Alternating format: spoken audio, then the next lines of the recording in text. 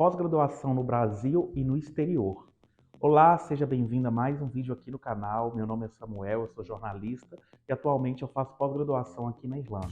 No vídeo de hoje eu irei falar sobre as principais diferenças entre a pós-graduação no Brasil e a pós-graduação no exterior, de acordo com a minha vivência, para deixar isso bem claro, porque falar sobre percepções é algo muito individual, então eu vou trazer o meu ponto de vista. Então, se você tem interesse de saber quais são as principais diferenças entre estudar no Brasil e aqui no exterior como pós-graduando, esse vídeo foi feito para você.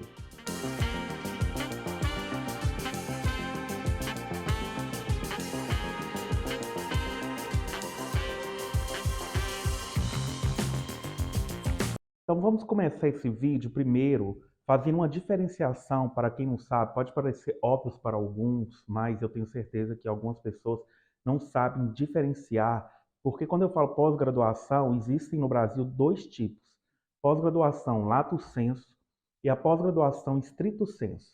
Pós-graduação lato sensu, aquelas pós-graduações que são especializações e MBA. Esse tipo de pós-graduação não lhe confere diploma e nem título, somente certificado.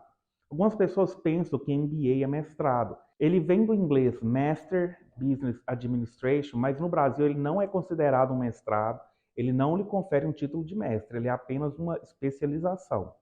Assim como as especializações, como a gente chama e conhece. Já a pós-graduação stricto sensu são os programas de mestrado e doutorados no Brasil, que lhe conferem diploma e título de mestrado, mestre, doutorado, doutor. Então, agora que você já sabe essa diferença de pós-graduação, né, como a gente usa no Brasil, vamos para a minha vivência. Eu fiz meu mestrado no Brasil e atualmente faço meu doutorado aqui na Irlanda. Então, eu quis fazer esse vídeo para trazer um pouco da minha vivência, das minhas percepções. Eu já estou aqui há 10 meses fazendo doutorado na Irlanda, então eu acredito que eu já tenho agora uma percepção maior, eu já consigo trazer, né, um pouco do que eu acredito que seja a diferença aí entre fazer esses programas. Então, para começar, eu gostaria primeiro de falar sobre a cultura de pós-graduação. No Brasil, existe uma cultura, eu lembro quando eu comecei o mestrado, de pós-graduação, principalmente quando se fala mestrado, tem aquele peso, então, assim, tem que parecer que é algo muito difícil, que é algo muito impossível. Eu tinha essa percepção no Brasil, assim, antes de eu entrar no mestrado, quando eu conversava com pessoas que já faziam mestrado, era todo mundo sempre, né, com aquele ar de cansaço, reclamando, é algo muito difícil. Acho que isso vai muito da nossa cultura brasileira.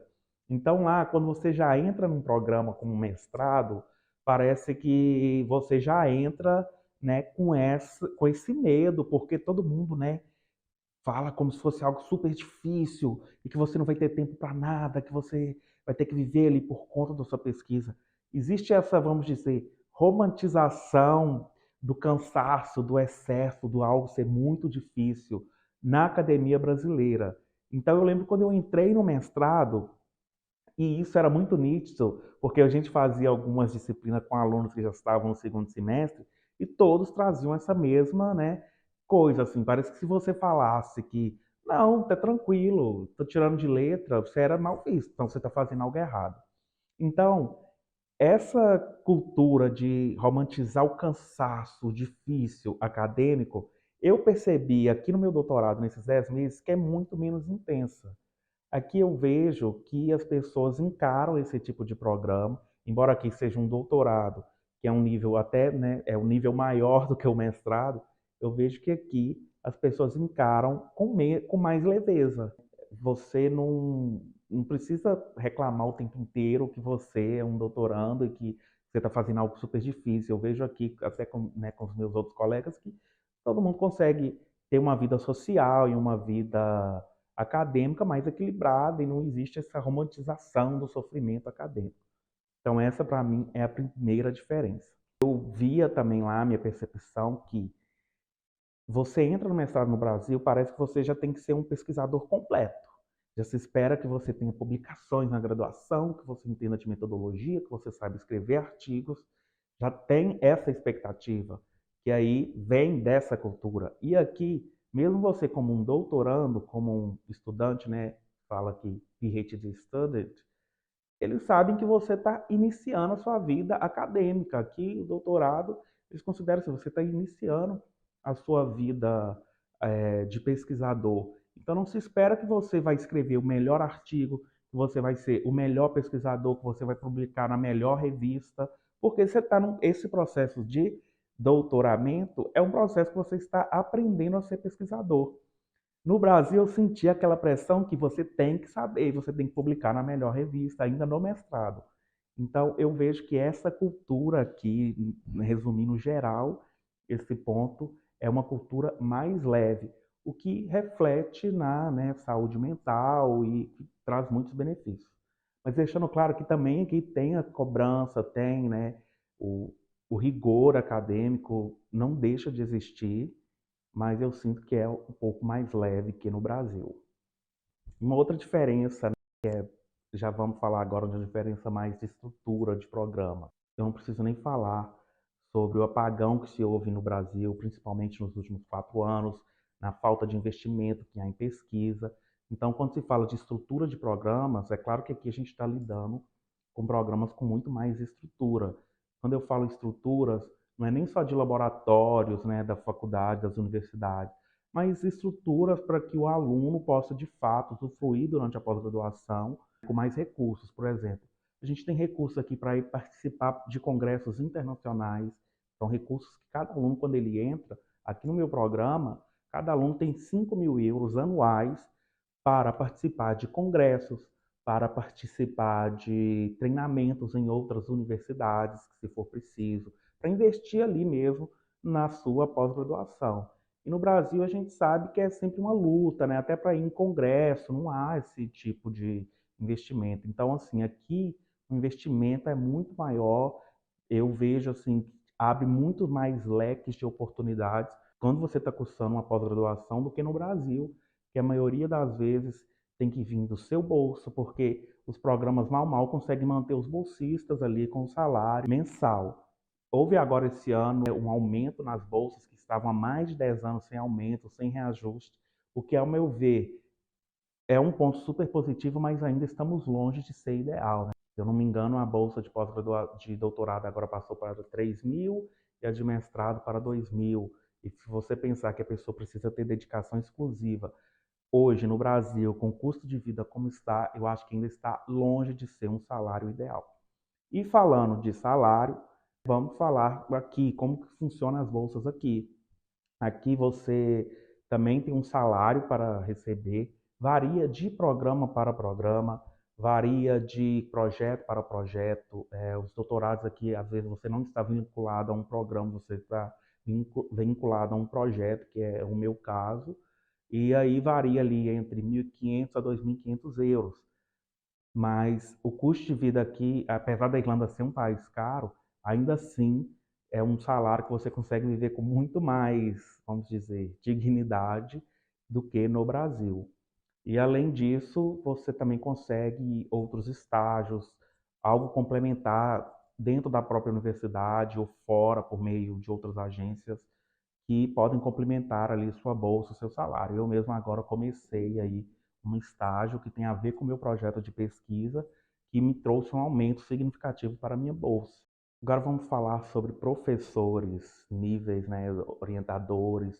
Agora eu vou enriquecer e engrandecer um pouco o nosso país, porque no meu ponto de vista, os professores que eu tive no Brasil na pós-graduação e até mesmo na graduação não ficam nem um pouco para trás dos professores daqui, tanto a nível de currículo, todos lá tinham doutorado, tinham feito pós-doutorado, muitos no exterior, mas isso não quer dizer nada, né? Que isso não quer dizer que um professor que fez um pós-doutorado no Brasil vai ser menos qualificado do que um professor que fez um pós-doutorado no exterior.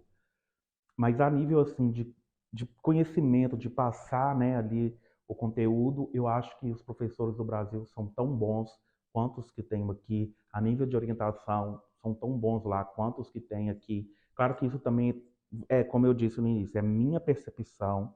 Eu tive lá 2 orientadoras no Brasil, tem 2 orientadoras aqui. E eu não posso generalizar todos os orientadores do Brasil de acordo com a minha percepção. Mas, assim, o que eu posso dizer foi sorte ou não, eu tive excelentes orientadoras no Brasil. Se não fosse por elas, eu nem estaria aqui, como eu tenho excelentes orientadoras aqui. Então, a nível da qualidade de ensino de orientação, para mim o Brasil não fica nem um pouco atrás daqui.